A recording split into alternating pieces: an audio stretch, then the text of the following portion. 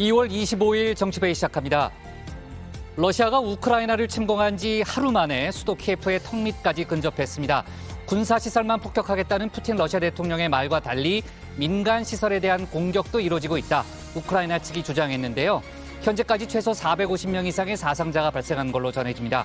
바이든 미국 대통령은 수출 통제 등 추가 제재에 나섰는데 푸틴 개인에 대한 제재는 여전히 고민 중이라고 했습니다. 대선이 12일 앞으로 다가왔지만 거대 양당의 네거티브전은 끝이 보이지 않습니다. 민주당은 국민의힘 윤석열 후보의 부인 김건희 씨가 도이치모터스 외에 또 다른 작전주를 보유하고 있었다는 의혹을 제기했는데요. 김 씨를 향해 주가 조작 상습범이라고 공세를 이어갔습니다. 또 국민의힘 원희룡 정책본부장은 제2경인고속도로에서 대장동 문서 보따리를 입수했다며 재수사를 요구했습니다. 잠시 후 선관위가 주관하는 대선 후보 2차 토론회가 열립니다. 남북관계와 외교안보 정책 등 정치 분야 토론인데요. 초접전 판세가 이어지고 있는 만큼 특히 이재명, 윤석열 후보 간의 난타전이 예상됩니다. 우크라이나 사태도 비중 있게 논의될 걸로 보이죠. 안철수, 심상정 후보는 지난 토론 때와 마찬가지로 여야 유력 주자를 모두 때리며 존재감을 드러낼 걸로 보입니다. 오늘 준비한 소식 많습니다. 들어가서 본격적으로 정치부회의의 문을 열겠습니다.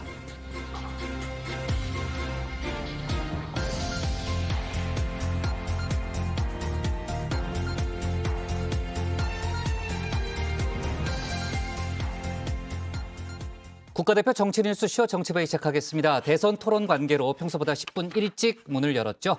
오늘 회의는 신체커 박마커, 류 실장 조멘토, 박준혜 수호통역사, 그리고 정치부회의 애청자 정회원분들과 함께하겠습니다. 속보 실시간 반영하면서 열어놓고 회의를 진행하죠. 신체권 준비되는 대로 나가면 되고요.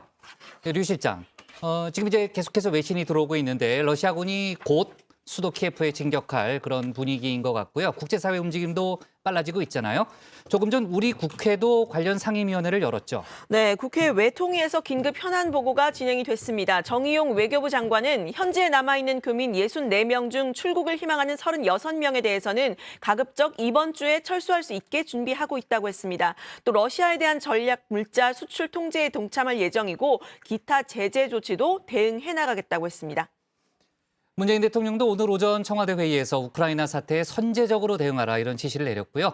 자, 잠시 후에 뉴스픽에서 관련 속보 자세히 짚어보겠습니다. 그럼 신혜원의 뉴스픽 5부터 오늘의 정치부회의 출발하겠습니다.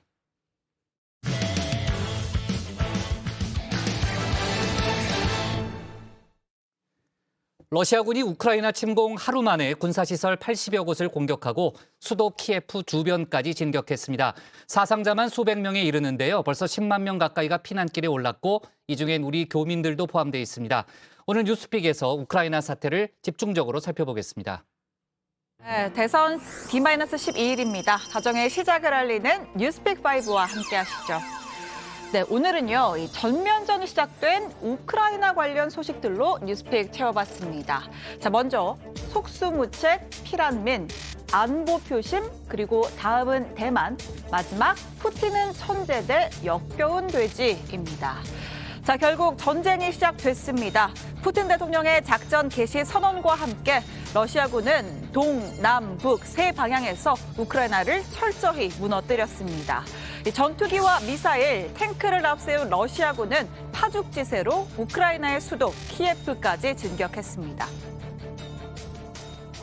Yeah, I think it's relatively safe at the moment. Look, There's another one. I've got a flak jacket right here. I think we should stick with this just to see what's happening as he is doing this. Well, actually, since we last spoke, it's gone quiet again. But we did hear that flurry of explosions, maybe 7 or 8 different distinct explosions. 네, 이렇게 러시아군은 침공 단 하루 만에 우크라이나 내의 군사시설 83곳을 무력화시켰습니다. 일부 민간 건물도 공격을 받았고 체르노빌의 원전 지역도 점령당했습니다. 자, 이 원전 인근에서 벌어진 교전, 침공 첫날 가장 위험천만한 순간이었습니다. 500명에 가까운 사상자도 발생했습니다. Y decirnos lo que tenemos que hacer. Somos un país independiente, Ucrania.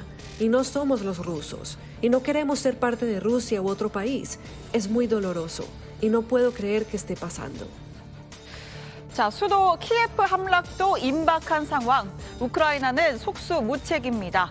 이 워싱턴 포스트는 매드맨, 그러니까 미치광이 푸틴의 러시아 침공은 히틀러 나치의 체코슬로바키아 침략을 떠오르게 한다라고 평가했습니다. 자, 2차 세계대전 직전에 히틀러가 군사훈련을 핑계로 체코슬로바키아에 75만 대군을 진군시킨 것과 유사하다는 지적입니다.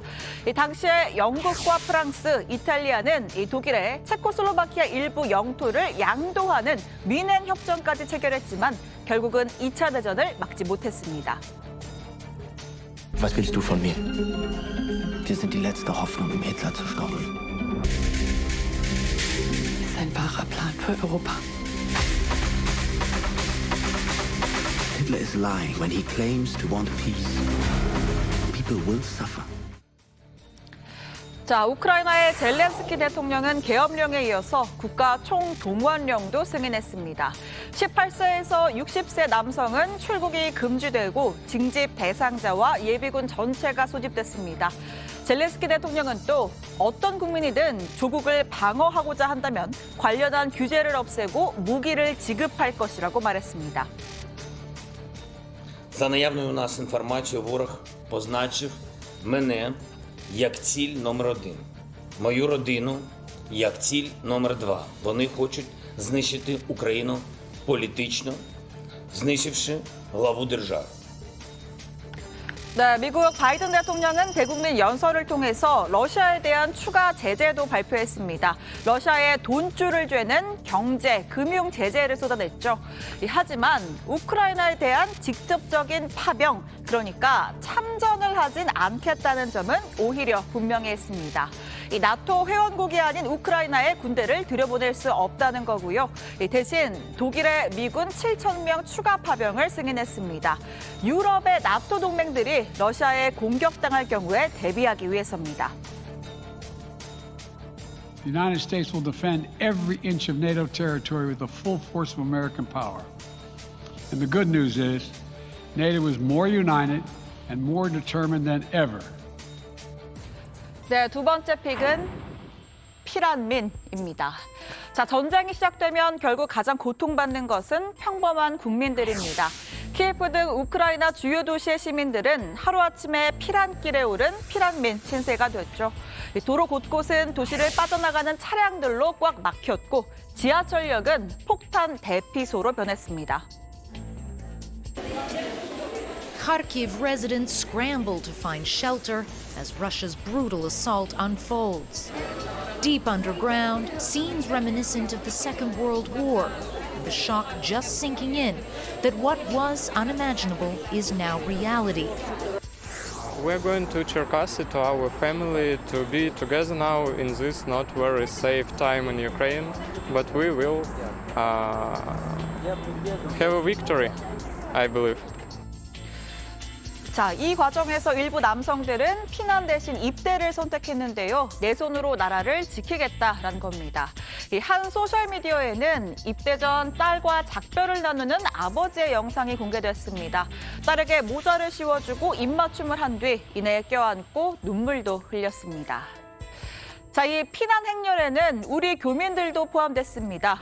급한 마음에 여행 가방에 중요한 짐만 챙긴 채 하염없이 국경을 향해 달렸습니다.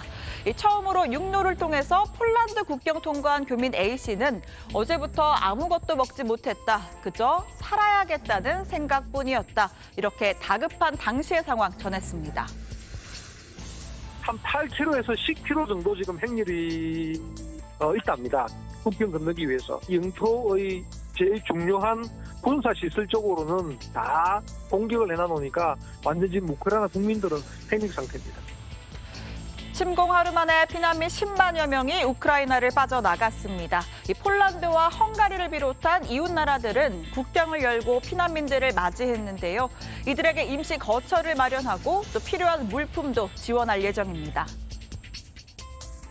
우크라이나에서 헝가리와 같이 국경을 맞대고 있는 베레그수라니 검문소에 나와 있습니다. 이곳은 걸어서 국경을 넘어올 수 있는 검문소인데요. 제 뒤로 우크라이나에서 넘어온 피난민들이 보입니다. 저희 취재진이 검문소 쪽을 둘러보았는데요. 우크라이나에서 넘어오려고 하는 차량들이 줄지어 서 있었습니다. 자, 이번 사태로 유엔의 무력함이 또 한 번 드러났다라는 비판도 거셉니다. 푸틴 대통령은 유엔을 비웃기라도 하듯 긴급 안보리 회의 종료 직후에 군사작전을 선포했습니다. 이 회의에서는 푸틴 대통령을 질타하는 목소리가 쏟아졌지만 군사행동을 저지할 수 있는 결정은 단 하나도 내리지 못했습니다. 지난해 미얀마 군부의 민간인 학살 사태 때도 마찬가지였죠. 신냉전 시대의 소용돌이를 무기력하게 바라만 보고 있을 뿐입니다. The protection of civilians must be priority number one. International humanitarian and human rights law must be upheld.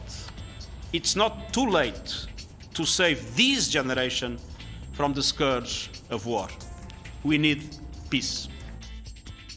자, 세 번째 픽, 안보 표심입니다. 자, 러시아 우크라이나 침공이 12일 앞으로 다가온 우리 대선의 새 변수로 급부상했습니다. 이번 사태를 바라보는 여야 후보들의 시각 확연히 달랐습니다. 지구 반대편의 남의 나라 일이긴 한데 우리나라 주식시장이 떨어지고 있습니다. 전쟁의 위기가 고조되면 경제가 죽는다. 그런데 필요하지도 않은 사드 충청도에다 설치하겠다. 강원도에 설치하겠다. 경상도에 설치하겠다. 단지 지구 반대편 나라의 비극으로만 바라볼 것이 아니라 강대국에 둘러싸인 우리에게도 생생한 교훈이 되는 일임을 분명히 인지해야 합니다. 힘이 뒷받침되지 않는 평화는 아무런 의미가 없습니다. 자, 이재명 후보, 복잡한 국제관계에서 국민을 지킬 수 있는 실리적 외교를 해야 한다. 유능한 리더십 강조했습니다. 반대로 윤석열 후보는 강력한 힘을 바탕으로 한 평화를 강조했죠. 전쟁을 막는 것은 말뿐인 종전선언이 아니라면서 문재인 정부의 대북 정책 수정을 요구하기도 했습니다. 자, 오늘 밤 열리는 2차 법정 TV 토론회의 주제, 외교 안보입니다. 우크라이나 사태에 대한 우리 정부의 대응, 또 대북 정책을 둘러싼 치열한 논쟁이 예상됩니다. 자, 네 번째 픽은 다음은 대만으로 꼽았습니다. 자, 우크라이나 전쟁이 임박했던 지난 19일 영국의 보리스 존슨 총리가 이런 이야기를 했습니다. If Ukraine is invaded, the shock will echo around the world. And those echoes will be heard in East Asia, they will be heard in Taiwan. 자, 러시아의 우크라 침공이 성공하면 그 다음은 대만의 차례가 될 거라는 우려를 표한 겁니다. 중국은 러시아의 우크라 침공 날인 어제 전투기를 포함한 중국의 군용기 9대를 동원해서 대만 방공 식별구역에서 무력 시위를 벌였습니다. 자, 대만은 더욱더 미국과 밀착했는데요. 양국 외교장관이 공개 회담을 갖는가 하면 대만 주재 미국 대사관격인 미국 제-대만협회가 미국의 대만 지지는 반석처럼 굳건하다라는 성명까지 냈습니다. 자, 그러자 중국, 서방 사회가 중국을 공격하기 위해서 대만 문제를 과장하고 있다 반발했는데요. 자, 그러면서 중국과 대만, 러시아, 우크라 사태는 완전히 다른 문제다라고 주장했습니다. 자, 그러니까 대만 문제는 완전한 내정, 다시 말해서 하나의 중국 문제에 속한다는 겁니다. 那么台湾的确不是乌克兰。台湾从来都是中国领土不可分割的一部分，这是无可辩驳的历史和法理事实。一个中国原则是公认的。 자, 마지막 픽입니다. 푸틴은 천재, 역겨운 돼지. 자, 어떤 말일까요? 자, 인터뷰만 하면 기사거리가 쏟아지는 인물이죠. 트럼프 미국 전 대통령, 이 푸틴 대통령을 천재적이라고 지켜 세웠습니다. So Putin is now saying it's independent, a large section of Ukraine. I said, how smart is that? And he's going to go in and be a peacekeeper. 자, 그러면서 미국도 남부 멕시코 접경지대에 이런 전략을 활용할 수 있다라는 주장까지 폈습니다. 또 바이든 대통령을 향해서는 내가 집권했다면 푸틴이 그럴 수 없었을 것이다. 바이든의 대응은 무대응에 불과하다. 이렇게 혹평했습니다. 자, 백악관이 즉각 반응했겠죠. 이 트럼프와 푸틴을 향해서 역겹고 끔찍한 돼지 2마리라고 했습니다. 자, 그들은 주둥이를 함께 비비며 무고한 사람들의 생명을 잃는 것을 축하하고 있다라고 지적했습니다. 네, 금요일 뉴스픽 우크라이나 사태로 채워봤습니다. 들어가서 원픽 꼽아보죠. 뉴스픽 5였습니다. 네, 자 우크라이나 상황 좀 더 짚어보고요. 그다음에 이제 국내 대선 얘기로 넘어가겠습니다. 지금 현재 우크라이나 상황을 보면요, 러시아군이 수도 키예프에 들어가기 직전이라는 거죠? 네, 그렇습니다. 우크라이나를 침공한 러시아군이 하루 만에 80여 곳을 공격하고 수도 키예프 주변으로 진격하고 있습니다. 무시무시한 속도인데요. CNN에 따르면 러시아군은 키예프에서 32km 떨어진 곳까지 진격을 했고 키예프가 몇 시간 안에 함락될 수도 있다는 예측까지 나온 상태입니다. 러시아군은 현재 동남북, 그러니까 크림반도에서 헤르슨, 벨라루스에서 키예프, 북동부에서 카르키프 이 세 축으로 진격 중이라고 하는데요. 특히 폭발 사고로 수많은 생명을 앗아갔던 체르노빌 원전도 완전히 장악했습니다. 네, 지금 외신 속보를 보니까요, 이 우크라이나 정부 관계자 말로 오늘 오후에 이 러시아의 탱크가 키예프에 진입할 수 있다, 뭐 이런 보도까지 오늘 중으로요? 네, 나오고 있는 상황입니다. 자, 러시아 푸틴 대통령은 이번 군사 작전이 이 자국의 안보를 위해서 불가피했다라면서 돈바스 지역의 목표가 국한되지 않는다라고 했습니다. 사실상 우크라이나 전역이 목표란 이야기고요. 자, 이를 두고 미국은 푸틴의 최종 목표가 이 우크라이나 현 정부를 전복시키고 친러시아 정부를 세우는 것이라고 보고 있습니다. 자, 푸틴 대통령의 전쟁 개시 선언에서도 이 같은 의중이 드러나는데요. 이 전쟁의 목적으로 우크라이나의 탈군사화와 탈나치화를 언급했습니다. 한마디로 이 러시아가 신나치주의자로 여겼던 젤렌스키 대통령을 제거하겠다는 의미입니다. 네. 자, 아까 뭐 신체커도 얘기했지만 유엔이 뭐 너무 무력하다라는 그런 얘기가 나오고 있고요. 그 러시아 침공 소식도 유엔에서 회의를 하다가 들었다는 거 아닙니까? 이제 회의하던 사람들이 뭐 한숨을 내쉬었다는 뭐 그런 얘기도 들리던데, 자, 지금 이제 피난민이 굉장히 많습니다. 이제 피난민이 10만 명 이상이라는 그런 얘기가 나오고 있고, 거기에 이제 우리 교민들도 있다는 얘기 아까 이제 신체커가 소개를 했는데, 일단 지금 우크라이나에 남아있는 교민들도 있고 우리 교민들의 안전은 어떻습니까? 네, 현재 남아있던 우리 교민 64명 가운데 30여 명은 우크라이나를 빠져나오기 위해서 육로로 탈출을 시도 중입니다. 일부는 폴란드 등 인접 국가에 도착한 것으로 전해졌는데요. 피난 차량들이 도로에 한꺼번에 쏟아져 나오면서 평소보다 두세 배 가까이 시간이 더 소요됐다고 합니다. 오늘 국회 외통위에 출석한 정의용 외교부 장관은 현지 교민 64명 가운데 출국을 희망하는 36명에 대해선 가급적 이번 주 내에 철수할 수 있도록 만반의 준비를 하고 있다, 이렇게 밝혔습니다. 네. 자, 우크라이나 젤렌스키 대통령 지금 이제 국민들로부터 많은 비판을 받고 있는데요. 오늘 어제 오늘 계속해서 입장은 내고 있습니다. 오늘은 우리는 외로운 싸움을 하고 있다, 이렇게 호소를 했죠. 네, 그 러시아의 침공 이튿날 새벽 젤렌스키 대통령이 화상 연설에 나섰는데요. 침공 첫날에만 군인과 민간인 등 국민 사망자만 최소 137명이 됩니다. 부상자도 수백 명이 넘는다면서 군사 시설만 겨냥했다는 러시아 주장과 달리 민간 시설도 공격받았다고 주장을 하고 있습니다. 그러면서 우리의 파트너들은 함께 하겠냐는 물음에 예라고 답하긴 했지만 실제로는 우리를 지켜줄 준비가 되어 있지 않았다고 호소하고 있습니다. 네. 자, 오늘 미국 바이든 대통령이 추가 제재 방안을 발표했지만 푸틴 개인에 대한 제재는 여전히 고민 중이라는 그런 입장을 밝혔고요.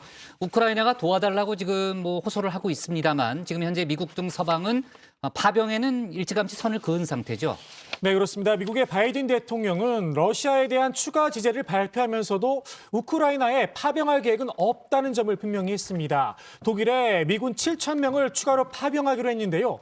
이건 우크라이나 내에서 싸우기 위한 것이 아니라 유럽의 나토 동맹국들을 방어하고 안심시키게 가는 것이다라고 못을 박았습니다. 우크라이나는 나토 회원국이 아니기 때문에 군사적으로 보호할 의무가 없다는 점을 강조한 겁니다.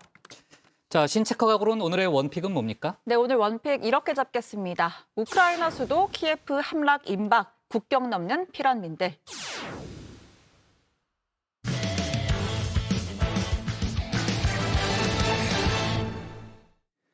12일 남은 대선 소식으로 넘어가겠습니다. 오늘 대선 후보 사자 토론이 있는데요. 대장동 의혹 공방이 정치권에선 다시 전면에 등장한 모양새입니다. 국민의힘 원희룡 정책본부장은 이재명 후보가 결재한 문건 보따리를 고속도로에서 주었다, 긴급 기자회견을 열었는데요. 민주당에선 빈 깡통이 요란하다며 이미 다 나왔던 얘기라고 했습니다. 관련 공방을 유정아 상황실장이 정리했습니다. 네, 잠시 후 저녁 8시부터 대선 후보 사자 토론이 있습니다. 지금부터 채널 고정하시면 JTBC에서 보실 수 있습니다. 중앙선관위 주최 법정 토론으로는 2번째, 또 전체 토론으로는 4번째인데요. 지난 토론 합계 시청률, 이 동계올림픽 주요 경기와 겹쳤던 기자협회 주최 토론을 제외하면요. 30% 중후반까지 나오는 시청률이었습니다. 높은 편인데요. 그만큼 이 대선에 대한 관심이 뜨겁고 또 박빙 승부라는 걸 보여주는 듯합니다. 오늘 주제는 정치 분야입니다. 권력구조 개편과 남북관계, 외교안보 정책을 다루는데요. 권력구조 개편에 대해서는 어제 민주당에서 선거제도 개혁 그리고 개헌안을 내놨죠. 민주당은 통합정부를 그리고 국민의힘은 야권 단일화를 거론하는 상황에서 뜨거운 토론이 예상이 됩니다. 양당 모두 국민의당 안철수 후보를 향해서 구애하고 있죠. 제3의 정치, 제3의 선택이 가능한 그런 정치 체제로 우리가 완전히 바꿔야 합니다. 이게 바로 더 나쁜 정권 교체를 넘어서서 진정한 정치를 교체하는 거 아니겠습니까, 여러분?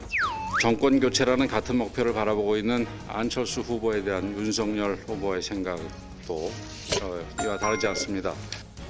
네, 남북관계와 외교 안보 정책도요. 어느 때보다 뜨거운 주제입니다. 지금 러시아의 우크라이나 침공 눈앞에서 벌어지고 있죠. 우리 정부의 외교력 시험대에 오르게 됐습니다. 두 후보 모두 이번 사태가 이 국제 질서가 신냉전 구도로 재편될 수 있는 상황이다. 이런 인식은 같았지만요. 한반도 평화를 위해서 나아가야 할 방향 정반대로 제시했습니다.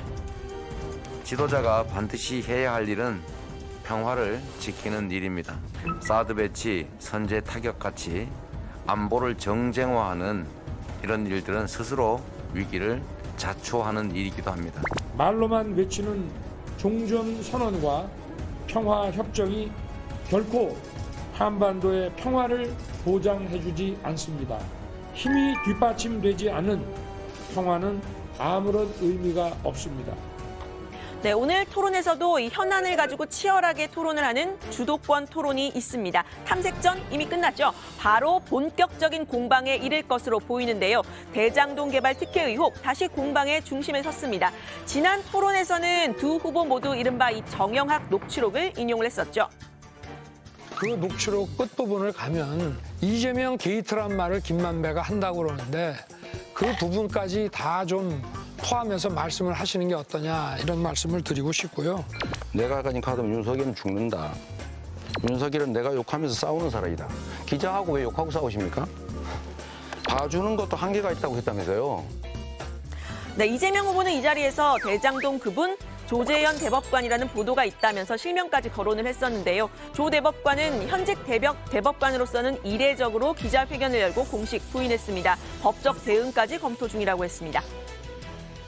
그분이 조재현 대법관이다라는 게 지금 확인이 돼서 보도가 나고 있는데 김만배 씨뿐만 아니라 대장동 사건에 관련되어 있다는 그 어느 누구와도 일면식, 일통화도 없었습니다. 전 국민에게 생중계되는 공개 방송 토론에서 한 후보자가 현직 대법관을 직접 거명하면서 일찍이 유례가 없었던 사상 초유의 일이었습니다. 네, 국민의힘은 오늘 대장동 관련 새로운 의혹까지 제기를 했습니다. 원희룡 선대위 정책본부장은 고속도로에서 검은 가방 혹은 이 보따리에 담긴 대장동 문건을 입수했다 이렇게 공개를 했는데요. 대장동 패밀리의 일원인 정민용 전 성남도시개발공사 전략사업실장이 갖고 있던 문건이라고 했습니다. 이 실물이 고속도로 옆 배수구에 버려져 있는 것을 익명의 제보자를 통해서 저희가 입수를 했고요. 2014년 정민용이 보관했던 업무 파일이고, 이 안에는 여러분 보시다시피 네, 이 검은 보따리에는요. 정 전 실장의 자필 메모와 함께 이 후보의 선거법 위반 관련 문서도 있다고 하는데요. 이재명 당시 성남시장이 직접 결재한 보고서도 있다고 합니다. 네, 성남 제1공단과 이 대장동 아파트 개발을 분리하면서 아파트 용적률을 높이는 특혜를 주었고 그 결과 이 조 단위의 분양이익이 났는데 이게 이 후보의 결재로 이루어졌다 이 증거라고 제시를 한 건데요. 국민의힘에서는 이 대장동 패밀리와 이 후보의 긴밀한 관계를 보여주는 거라고도 주장을 했습니다. 이 2016년 1월 12일자 분리개발 문서의 결재를 통해서 공단은 공단대로 대장동 아파트는 아파트대로 돼서 분리돼서 독립되게 됩니다. 그러면서도 용적률은 대장동 아파트에 그대로 다 몰아주게 됩니다. 이재명 시장은 편법을 넘어서 불법적인 결재를 하게 됩니다. 네, 이 대선을 12일 앞두고 고속도로에 버려진 검은 문서 보따리. 영화의 한 장면 같은데요. 원 본부장은 불구속 상태인 정 전 실장이 대놓고 증거를 인멸했다면서 검찰이 부실 수사를 하고 있다고 주장했습니다. 진짜 증거를 인멸하려 했다면 파쇄를 하거나 태웠으면 될 텐데 고속도로에서 발견돼서 야권에 제보가 된 건 좀 미스테리한 부분입니다. 민주당도 이 문서의 진위 여부에 대해서는 특별히 문제 삼지 않았는데요. 그러니까 인정을 한 걸로 보입니다. 다만 원래부터 나왔던 내용이라고 의미를 평가절하했습니다. 원 본부장을 향해서 원희룡이 희룡했다. 빈 깡통이 요란했다 이렇게 비꼬았는데요. 이 자료는 이 후보가 개발 이익을 제대로 공공에 환수했다는 걸 입증하는 거라고도 했습니다. 1공단 민간 사업자의 소송으로 결합 개발이 불가능했기에 1공단을 분리하면서 결합 개발과 같은 이익 환수가 가능하도록 설계했다는 것이 원 본부장의 자료 공개로 잘 설명되었습니다. 국민의힘은 엉터리 폭로쇼로 국민의 판단을 흐리려 하지 말고 왜 대장동 관련 비리 인사는 온통 국민의힘 출신인지. 네, 오늘 대장동 1심 공판 있었는데요. 정민용 전 실장이 출석을 했는데 기자들의 질문에는 입을 닫았습니다. 누구 지시받고 버리신 건지 말씀해 주실 수 있나요? 선생님 영화음 나왔다고요. 거기서 이재명 후보 선거법 위반 사건 자료는 왜 갖고 계시는지 말씀 좀 부탁드릴게요.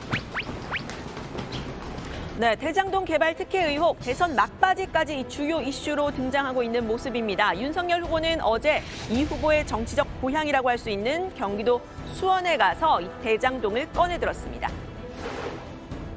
대장동 여러분 가까이 있으니까 다 아시죠? 김만배 일당이 3억 5천만 원 들고 가서 8,500억을 따가지고 나왔습니다. 좀 있으면 이제 1조까지 배당을 받는다는 것입니다. 이거 이 자체가 부정부패 아닙니까? 맞습니다.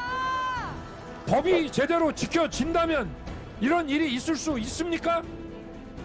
네, 이 후보는 이 대장동 의혹, 민간 개발을 하려는 국민의힘을 이재명 후보가 막아서 5천억 원의 이익을 공공 환수한 사건이다 이런 입장이죠. 다만 최근 공식 유세에서 대장동을 화두에 올리는 일은 좀 줄어들었습니다. 민주당에서는 대장동 의혹의 몸통은 윤석열이라는 주장을 펴고 있는데요. 부산저축은행 부실 수사 의혹과 또 화천대유 김만배 씨 누나가 윤 후보 부친의 집을 매매한 걸 근거로 들고 있습니다. 그분이 몸통이고 몸통은 이재명이다. 이 프레임으로 계속 봤지 않습니까? 예. 그러니까 이제 지금 그게 아니다라는 거를 너무 억울해서 예. 그걸 얘기를 좀 하고 싶었던 모양입니다. 부산저축은행. 예. 그때 회수하지 못한 돈이 지금 대장동에 2천 몇백억이 있고 관련된 사람들 전부 다 윤석열과 관계가 있고. 예. 그러니까 이거는 이재명이 아니라 오히려 윤석열과 훨씬 더 관계가 있다. 네, 이재명 후보가 최근 강조하고 있는 건요. 윤석열 후보를 고립시키는 전략인 듯한데요. 다당제를 실질적으로 보장하는 내용의 정치 개혁안을 내놓은 상태죠. 다만 이 제3지대 후보들 소신이 있으면 실행하시라 아니면 선거가 다가오니 표 좀 합치자는 말로 들린다 이러면서 냉랭한 반응을 보이고 있습니다. 이재명 후보는 선거와 완전히 무관하다고는 말할 수 없지만 이럴 때가 기회라면서 설득에 나섰습니다. 근데 저는 이번에 이런 애매한 상황이 오히려 기회라고 봅니다. 민주당 소위 주류 입장에서는 안 하고 싶지요. 이런 다른 후보 진영들이 요구하는 것들을 받아들여야 될 어쩔 수 없이 승리를 위해서도 받아들여야 할 상황이 돼가는 거죠. 그래서 저는 이게 오히려 기회라고 보는 거죠.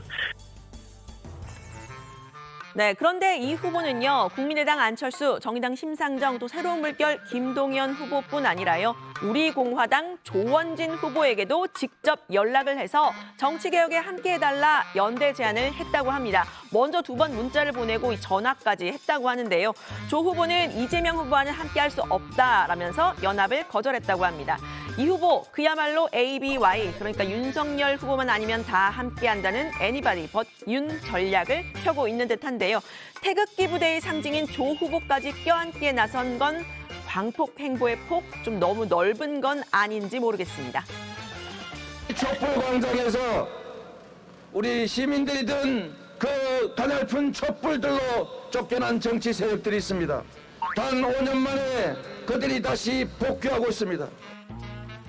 네, 이 후보 여기에 더해서요. 조국 사태 이후로는 민주당에 쓴소리를 쏟아내고 있는 진중권 전 교수에게도 직접 연락을 했다고 합니다. 이렇게 답했다고 하는데요. 전에 또 뭐 이재명 후보가 저한테 전화를 해서 그럽디다. 죄송하게 됐다고. 당신 여러분 같은 분들을 갖다 우리 품을 떠나게 해서 미안하게 됐다라고 얘기를 하는데 너무 늦었죠. 뭐 때문에 전화한지 알겠습니다. 그래서 지금은 뭐 저는 뭐 누구도 지지하지 않으니까 안심하시라고. 네, 이 후보의 이런 행보, 대선이 초박빙으로 가고 있다는 판단 때문이겠죠. 여론조사 소식 들어가서 좀 자세히 전해드리도록 하고요. 잠시 후 8시 토론 JTBC와 함께 해주시길 바랍니다. 오늘 발제 이렇게 정리합니다. 잠시 후 대선 후보 토론, 계속되는 대장동 의혹 공방. 네, 원희룡 본부장이 공개한 고속도로에서 발견했다는 그 자료에 대해서요. 검찰도 입장문을 냈습니다. 검찰은 이미 압수한 자료이고 그중에 일부는 재판에 증거로 제출된 상태라는 그런 입장문을 오늘 냈습니다. 자, 오늘 오후에 그 국회에서 이제 법사위가 열렸는데요. 박범계 장관이 직접 출석해서 뭐 여야 간에 아주 공방이 있었죠. 그렇습니다. 오늘 법사위에 이제 박범계 장관이 직접 출석한 현안 질의가 있었습니다. 대장동 의혹과 도이치모터스 주가 조작 의혹 등을 놓고 여야가 난타전 벌였는데요. 국민의힘 권성동 의원은 대장동 의혹의 주범이 윤석열 후보라고 하는 민주당의 주장을 문제 삼으면서 검찰이 수사를 제대로 하지 않고 있다고 질타했습니다. 윤 후보가 주범이라면 왜 민주당이 특검을 안 받느냐라고 했고요. 자, 반면에 민주당 박성준 의원은 도이치모터스 주가 조작 사건 검찰이 수사하지 않고 있다고 했습니다. 언론 보도를 인용하면서 2010년 5월 이후에도 김건희 씨가 직접 거래한 게 나오고 있는데 검찰 수사가 안 되고 있다고 지적한 겁니다. 네, 대장동 수사 관련해서는 정영학 녹취록이 도마 위에 올랐습니다. 박범계 장관은 이 녹취록의 신빙성을 인정하는 취지로 말을 했습니다. 현재까지 대장동과 관련해서 특혜든 로비든 사법 처리된 것의 기초는 대장동 녹취록이라고 말을 한 겁니다. 이 녹취록은 법원 결정에 따라서 이 외부에 공유가 된 상태죠.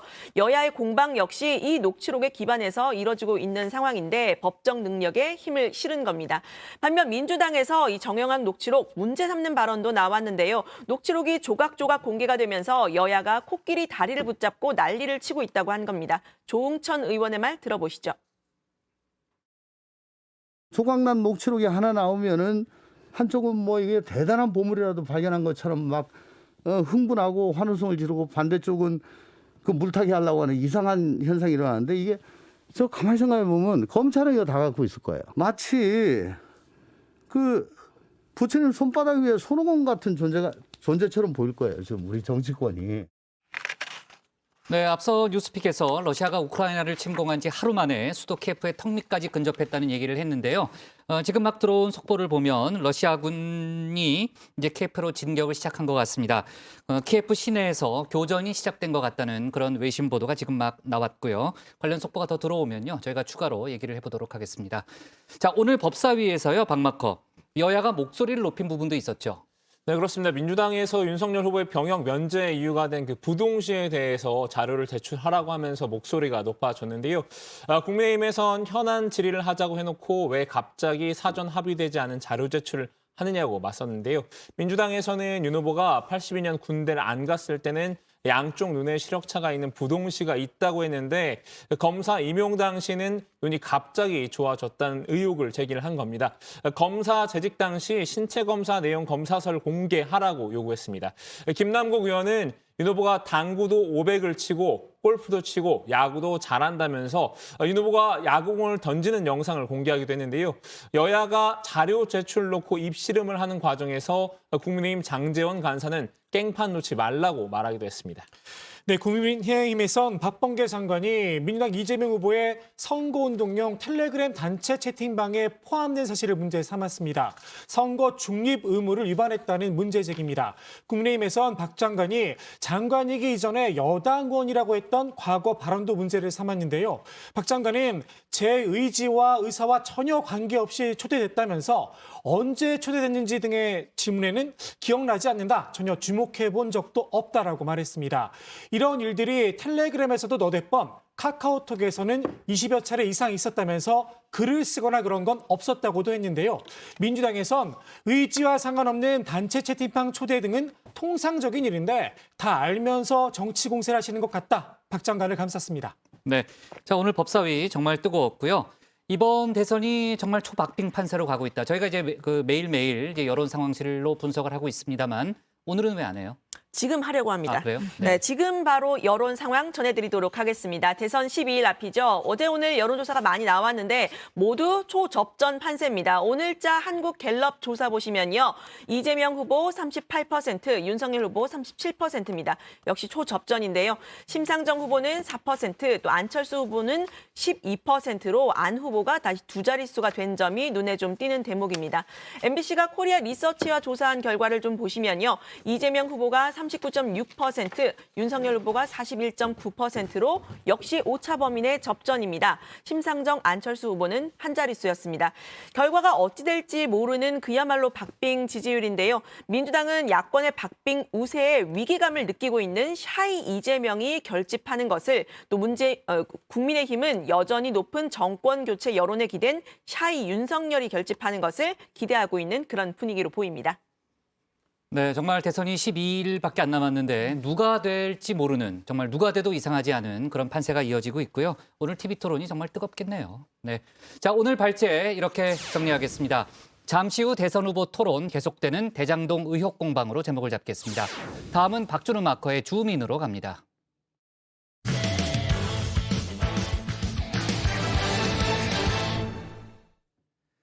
국민의힘 이준석 대표가 단일화 결렬의 책임을 안철수 후보에게 돌렸습니다. 오늘 발언인데요. 안 후보가 출마를 포기하면 예우를 하겠다고도 했습니다. 하지만 국민의당의 반응 여전히 냉랭한데요. 관련 소식을 주민에서 짚어봅니다. 단일화 변수가 특별히 없다면 이재명 후보가 역전할 가능성이 저는 있다고 봅니다. 그리고 또 엎치락 뒤치락 할 수도 있습니다.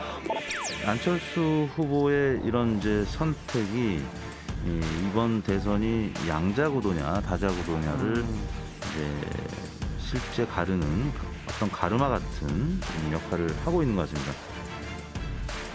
단일화 결렬의 역설이라고 해야 할까요? 안철수 후보가 단일화 결렬을 선언한 이후 몸값이 되레 치솟고 있는데요.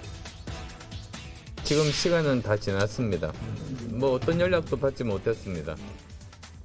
안 후보가 완주를 외치자 윤 후보의 상승세가 주춤하기 시작했죠. 단일화 결렬 선언 이전만 하더라도 윤 후보가 이재명 후보를 조금 앞선 듯했지만 이제는 초박빙 판세가 이어지고 있는데요. 윤석열 후보하고 안철수 후보가 이제 단일화되는 건 어렵겠구나, 그렇죠. 이렇게 보면서 사실상 양강구도 이재명 대 윤석열 구도로 가기 시작하면서 일제히 20일 이후에 조사된 여론조사 결과들은 1~2%포인트 격차의 박빙 승부를 보이고 있는데, 이제 마음이 다급해진 쪽은 국민의힘이 됐습니다. 단일화 없이는 압도적 승리를 장담할 수 없는 상황이죠. 국민의힘 내에선 단일화의 불씨를 다시 지펴야 한다는 여론이 형성되는데요. 상대방이 좀 강한 부정을 할 때는 조금 더 이제 여지가 남은 것이다. 여지가 좀 남아 있을 수 있다는 희망을 가지고. 국민의힘은 이번 주말을 단일화 담판을 위한 분수령으로 보고 있습니다. 이달 28일부터 투표용지 인쇄가 시작이 되죠. 그 전에 단일화가 이루어지지 않으면 투표용지에 이렇게 후보 사퇴라는 문구가 들어가지 않는데요. 그럼 설사 이후 단일화가 된다고 하더라도 무효표가 발생할 가능성이 있습니다. 단일화 효과가 반감이 되는 셈인데요. 국민의힘에선 그 전에 윤 후보가 직접 안 후보를 찾아가 설득하는 시나리오를 구상 중인 듯합니다. 지금 단일화가 지금 완전히 뭐 결렬된 것은 아니고요. 예. 어떤 극적인 결과를 만들어내는 과정이 있다. 두 분이 만나서 사실은 신뢰를 갖고 결단해야 될 문제라고 생각하고요. 예.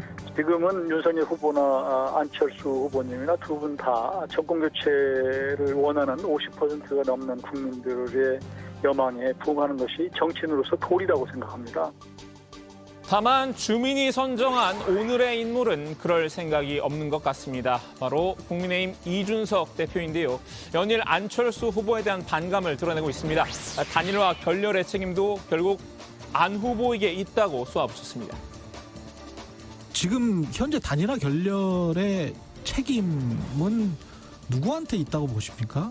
단일화 하자고 하고 단일화 결렬한다고 한 사람이 같은 사람입니다.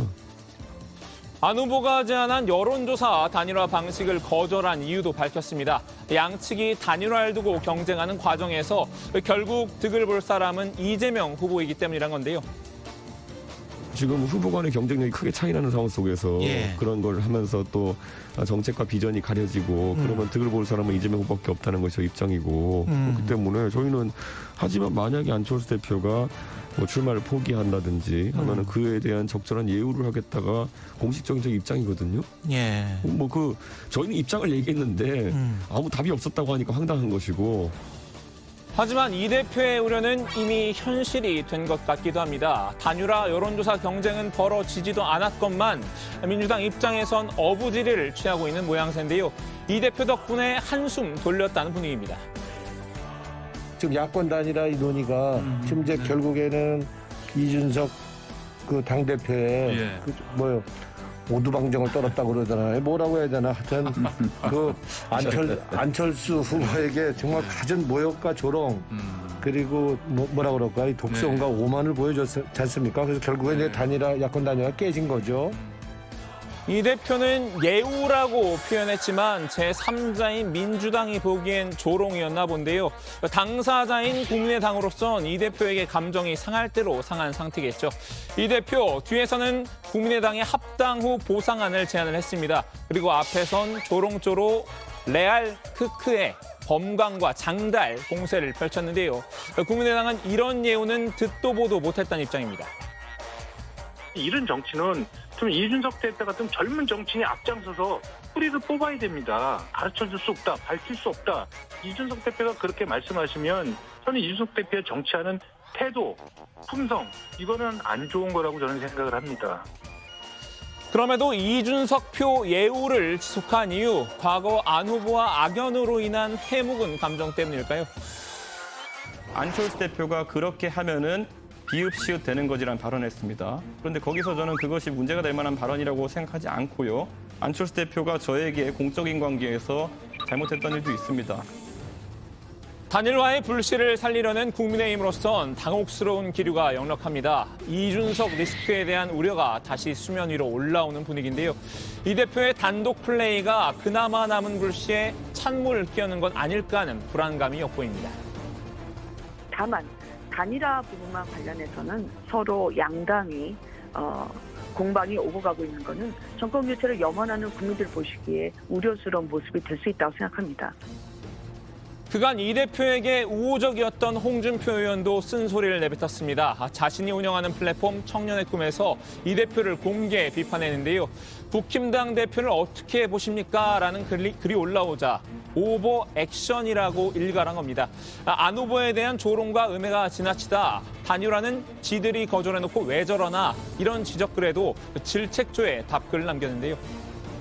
민주당은 연일 정치개혁, 통합정부론을 부르짖는데 우리 당은 단일화로 매일 우리끼리 서로 싸우고만 있으니 국민들이 어떻게 볼지. 권영세 선거대책본부장마저 이 대표에게 자중을 권고했죠. 사감은 접어두란 경고장을 날렸는데요. 당대표를 비롯해서 우리 모두가 사감이나 사익은 뒤로 하고 정권 교체라는 대의를 앞세워야 할 때입니다. 여기서 잠깐 간만에 돌아온 코너 온 더 레코드 시간입니다. 정치인들의 속마음을 노래로 들어보는 시간이죠. 결국 이 대표를 바라보는 이들의 진짜 속마음은 바로 이 노랫말에 담겨 있는 것 같습니다. 그냥 가만히 있어.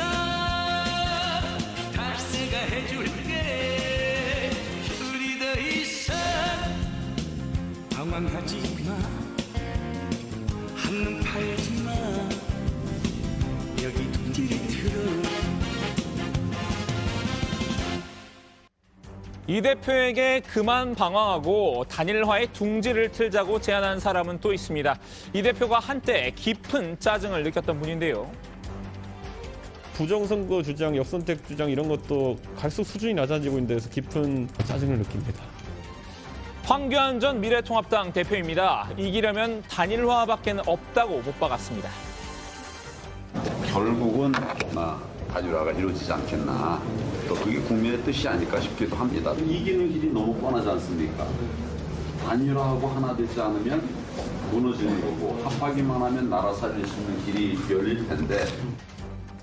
자, 오늘은 이준석 대표를 중심으로 야권 단일화 소식을 살펴봤습니다. 국민의힘 내부에선 대선 막판까지 스포트라이트를 놓치지 않는 이 대표를 염려의 눈으로 보고 있는 상황인데요. 오늘 주민 한마디는 이 대표의 말로 대신하겠습니다. 깊은 짜증을 느낍니다. 네. 자, 국민의힘 쪽에서는 이제 이번 주말에 이제 안철수 또 윤석열 후보 간의 담판이 이뤄졌으면 하는 그런 바람을 내비치고 있는데, 자, 이준석 대표의 발언은 오늘도 계속해서 강하게 나오고 있습니다. 이준석 대표 입장을 다시 한번 정리를 해보면요. 단일화 결렬의 책임은 안철수 후보에게 있다는 거죠? 그렇습니다. 이준석 대표는 만약에 안철수 대표가 출마를 포기하든지 한다면 그에 대해서 적절한 예우를 하겠다가 저희의 공식 입장이다, 이렇게 말했습니다. 안 후보의 사퇴만이 유일한 단일화 방식이라는 입장 재확인한 거고요. 특히 안 후보가 지난해 합당 결렬을 선언한 것도 결국 이런 단일화 시나리오를 염두에 둔 것이기 때문이었다고 지적을 했습니다. 그 작년에도 합당할 때 보면은 당명 빼놓고는 다 국민의당 요구 조건을 들어주겠다고 했는데 국민의당이 합당 안 했죠. 지금 와서 보시면 그 의도가 뭔지 알 수 있을 겁니다.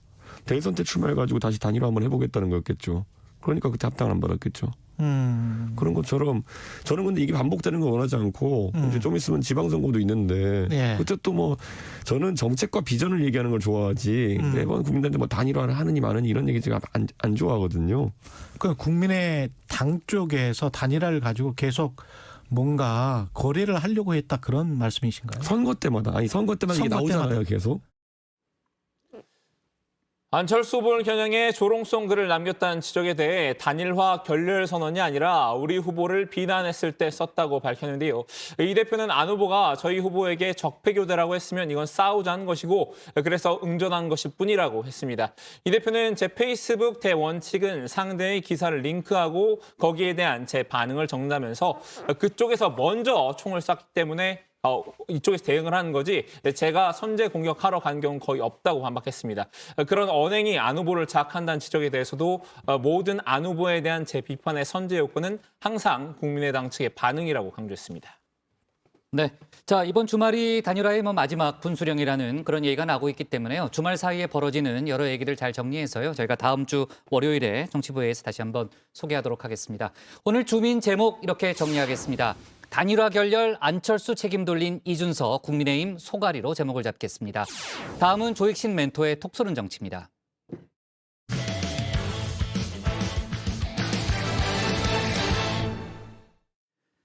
선거일이 임박하면서 거대 양당의 네거티브 공방 역시 치열해지고 있죠.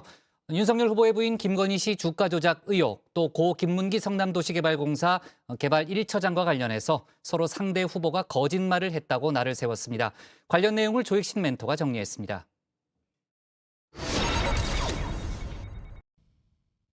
단언컨대 윤석열 후보는 김건희 씨의 주가 조작 때문에 낙선될 것입니다.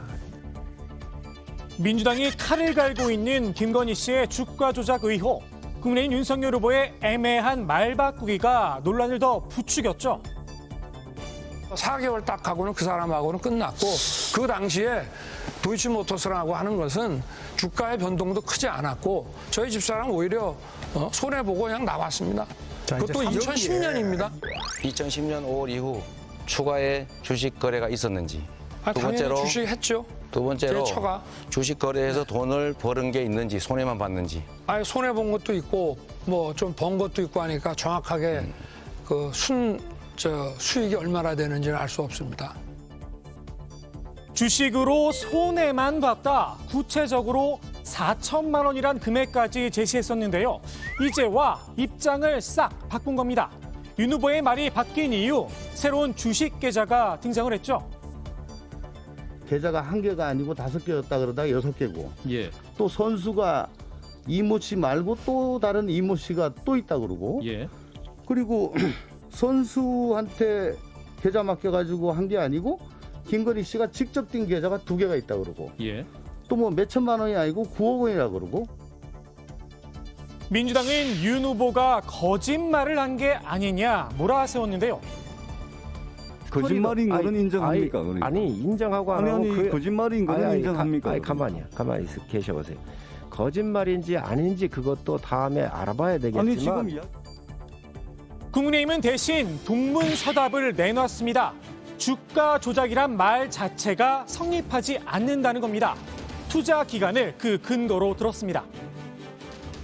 주가 조작이라고 하는 게 말이 안 되는 것이 이 주식을 2009년에서 17년까지 했어요. 8년 동안 했습니다. 8년 동안 주가 조작이 되는 거 보셨습니까? 주가. 그런데 이번에 민주당이 공격하는 것은 2010년도 10월부터 11년도 1월까지인가요? 4개월 것까지만 딱 뽑아가지고 해요. 왜 딱 4개월만 문제 삼았을까요? 민주당도 이유가 있습니다. 2010년 10월 28일부터 2011년 1월 13일 2달 보름이죠. 이때 집중적으로 주가 조작이 이루어집니다. 주가 조작이 이루어지던 시기에 김건희 씨가 17억 정도 상당을 사가지고 9억 4천만 원 정도 이익을 봤다는 것이고요. 국민의힘은 검찰이 무려 4차례나 탈탈 털었다. 방어 논리도 펴고 있죠.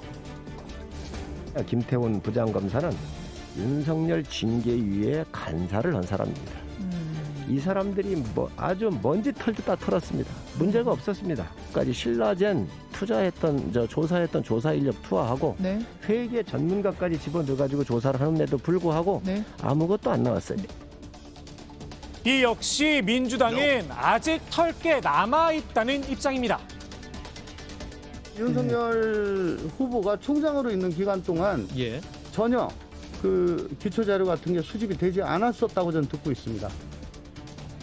김건희 씨의 주가 조작 의혹, 현재 검찰이 수사 중이죠. 김 씨에게 소환장도 발부한 상태인데요. 김 씨는 이에 응하지 않고 있습니다. 검찰의 정치적 의도가 있다는 주장도 내놓고 있죠. 그런데 민주당의 생각은 정반대입니다. 검찰이 지금 김건희 씨가 다른 5명이 다 구속됐음에도 불구하고 소환 거부를 지금 계속하고 있고 대통령 선거 이후에나 출두 검토하겠다는 입장이기 때문에 이거는 같은 검찰 제19 감사기가 이 도를 넘는다. 오늘은 김 씨가 문제가 된 도이치모터스의 이사로 재직했었다는 의혹까지 불거졌죠. 김 씨의 해명이 필요해 보이는데요. 이미 탈탈 털렸지만 검찰 조사가 영 껄끄럽다면 진실을 밝힐 아주 간단한 방법이 있습니다. 실제로 공개돼야 될 것은 2011년도와 2012년도 정권 계좌입니다. 거짓말 논란, 민주당 이재명 후보도 예외는 아닙니다. 성남도시개발공사 개발 1처장이었던 고 김문기 씨의 유가족이 기자회견을 자청했는데요. 그동안 이 후보는 김 씨를 잘 모른다고 선을 그어왔죠. 제가 시장 재직 때는 몰랐고요. 그러니까 뭐 하위 직원이었으니까. 제가 이분을 알게 된 거는 제가 도지사가 된 다음에 재판 받을 때 이 사람의 존재를 알게 됐고. 김 씨의 유가족이 공개한 김 씨의 휴대전화 연락처 목록입니다. 이 후보가 이재명 변호사로 저장이 되어 있습니다. 적어도 김 씨는 이 후보가 성남시장에 당선되기 전부터 이미 이 후보를 알고 있었던 듯합니다. 이 후보는 호주 출장 당시 김 씨와 골프를 쳤다는 사실도 부인을 했었죠. 4명 사진을 찍어가지고 마치 제가 골프를 친 것처럼 사진을 공개했던데 제가 확인을 해보니까 전체 우리 일행 단체 사진 중에 일부를 떼내가지고 이렇게 보여줬더군요. 조작한 거죠. 오늘 시장님하고 본부장님하고 골프까지 쳤다? 오늘 너무 재밌었고 좋은 시간이었어. 유가족은 이 후보가 조문조차 오지 않았다고 날을 세웠는데요. 언론 앞에 나서게 된 이유기도 합니다. 3일장 동안 이재명 후보는 8년 동안 충성을 다하며 봉사했던 아버지의 죽음 앞에 조문이나 어떠한 애도의 뜻도 비추지 않았습니다. 심지어 아버지의 마지막 발인 날 이재명 후보님은 산타클로스 복장을 입고 나와 춤을 추는 모습까지 보였습니다. 돌아가신 아버지에 대해 모른다, 기억이 나지 않는다 하시던 이재명 후보님은 이제는 자신이 알지도 못하는 타 후보의 선거당원의 빈소에는 직접 찾아가 애도하는 모습을 보였습니다.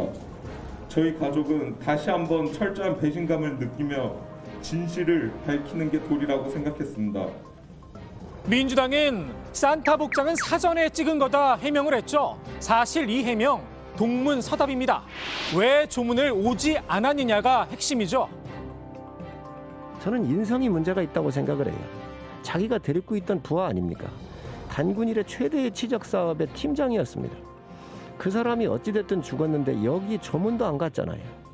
이런 죽음조차도 저는 이 선거 앞두고서 이렇게 하는 국민의힘에 좀 책임이 있다 이 말씀을 드립니다.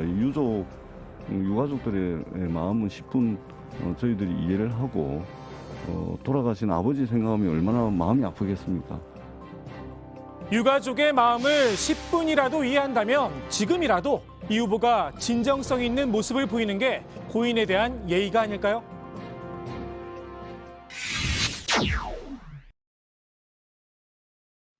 요즘 단언컨대가 정치권의 새로운 유행어로 떠올랐습니다. 단언컨대 김혜경 씨의 법인카드로 이재명 후보가 낙선될 가능성이 높다. 눈에는 눈, 이에는 이라는 거겠죠. 민주당의 김건희 씨 주가 조작 의혹 제기에 김혜경 씨 법인카드 이용 의혹으로 맞불을 놓은 겁니다. 소고기 도둑이 만약에 나라에 더 큰 일을 맡아서 저 중책을 맡으면은 나라의 돈 어떻게 쓸지 자명하지 않습니까? 나라 거덜내는 거 아닙니까, 여러분? 국민의힘은 이른바 옆집 캠프 의혹으로도 공세를 확대했죠. 초밥 10인분 누가 먹었냐는 겁니다. 먹은 놈이 범인이다라는 국민의 비판은 들리지도 않습니까? 한 끼에 초밥 10인분을 드시는 분은 영부인보다 먹방 유튜버가 더 잘 어울린다는 세간의 조롱을 무겁게 받아들이고 이제라도 진실을 고백하고 국민 앞에 석고대지 하시기 바랍니다. GH에서 임대했다는 옆집. GH 전 사장이 나서 실제로 직원 4명이 거주하고 있다 선긋기에 나섰죠. 하지만 관련 의혹은 여전히 꼬리에 꼬리를 물고 있는데요. 살고 있는 GH 직원이 나서주면 될 텐데 별다른 소식은 들리지 않고 있습니다. 국민의힘의 옆집 공세에 민주당도 맞대응에 나섰습니다. 국민의힘 윤석열 후보 아버지의 그 집 문제를 꺼내든 겁니다. 사택 중 하나가 왜 이재명 지사 옆집이냐? 예. 이거 뭔가 음모가 있지 않느냐? 예. 이게 어떻게 우연이냐? 예. 그러면 민주당에서 얘기한다고요. 왜 김만배 누나가 산 집이 하필이면 윤석열 후보의 아버지 집이냐? 이게 어떻게 우연이냐? 예. 이게 보은이지. 그죠? 김만배 씨 누나가 윤 후보 아버지의 집을 산 건 우연이고 GH 합숙소 가운데 하나가 이 후보의 옆집인 건 필연이라는 겁니다. 정치권에선 윤 후보 아버지의 집 매매도 필연이다 의심하고 있죠. 김만배 씨가 김만배 씨 누나를 통해 가지고 그쪽에 그 집을 사줬다는 의혹이 있지 않습니까? 추록해 보면은 예. 집 얘기가 나오는데 딱 그 사건 아니면은 참 이게 연결하기가 좀 힘든 느낌이 들거든요. 지난번 2019년 4월 19일이라는 날짜가 천화동인의 첫 배당이 이루어진 날짜고 배당이 이루어지던 날 정확히는 지던 달에 윤석열 후보의 부친 집에 계약이 됐다라는 점에서 그 배당금이 사용된 것이 아니냐라는. 민주당은 윤 후보가 아버지의 재산을 공개하지 않은 점도 문제 삼았는데요. 윤석열 후보가 검사로 재직할 때는 재산신고 대상에 넣어가지고 소득공제를 다 받습니다. 근데 요번에 보니까 아버지는 재산신고 대상에서 빼버렸습니다. 그 김만배 씨 누나가 그 윤석열 후보 연희동 집을 사주지 않습니까? 그 뒤로 이 재산신고 대상에서 빼버리는 겁니다. 옆집과 그 집을 둘러싼 양당의 공방, 필연이든 우연이든 뒷맛이 깔끔하지 않은 건 분명한 듯합니다. 오늘의 톡쏘는 한마디, 헤르만 헤세의 데미안 속 한 구절로 마무리합니다. 본래 우연이란 것은 없다. 자기 자신의 소망과 필연이 그것을 가져온 것이다. 네, 자 대선이 12일 앞으로 다가왔고 아까 이제 저희가 국회 상황실에서 봤습니다만 정말 초접전 판세이기 때문에요. 남은 기간 동안 글쎄요 여야의 네거티브 공방 더 치열해지지 않을까 하는 생각이 들고요.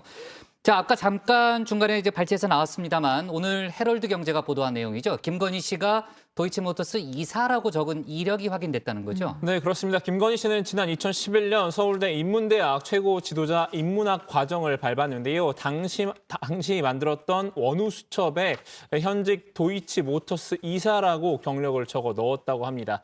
김 씨는 2010년 8월부터 2011년 3월까지 해당 과정을 수료했는데요. 공교롭게도 당시는 도이치모터스가 주가 조작을 시도했다고 의혹을 받는 시기라는 겁니다. 네, 국민의힘은 김건희 씨가 무보수 비상근직이었을 뿐이라고 해명했습니다. 기사에는 김 씨가 서울대에서 학업한 기간과 도이치모터스 주가 조작의 시기가 맞물린다는 해석을 붙였는데요. 김건희 씨는 주가 조작과 어떠한 관련성도 없다고도 해명했습니다. 네, 민주당은 김건희 씨의 허위 이력 의혹도 또다시 제기했죠. 그렇습니다. 국민의힘 윤석열 후보는 지난 2019년 인사청문회 과정에서 김건희 씨의 회사 코바나 콘텐츠가 앤디 워홀전을 주최했다라고 밝혔었는데요.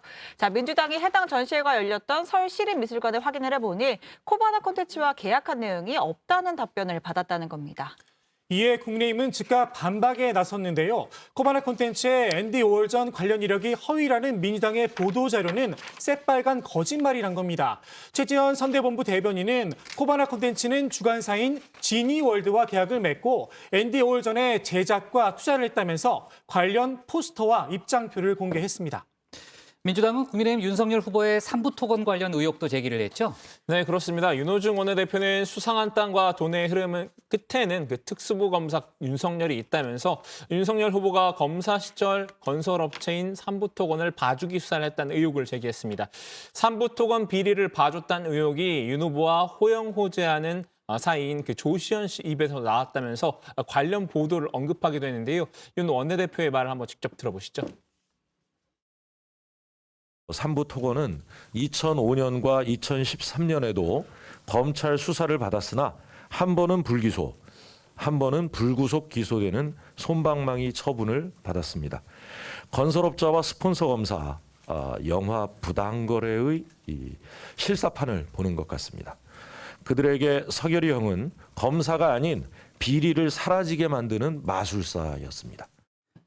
국민의힘에서는 이재명 후보의 아들 회사 관련한 의혹을 제기한 상태죠. 네, 그렇습니다. 이 후보의 장남이 현재 H사모펀드에 재직을 하고 있다고 하는데요. 국민의힘은 이 H사의 모기업 K사에 이 후보가 재개발 인허가 특혜를 제공한 게 아니냐 의혹을 제기했습니다.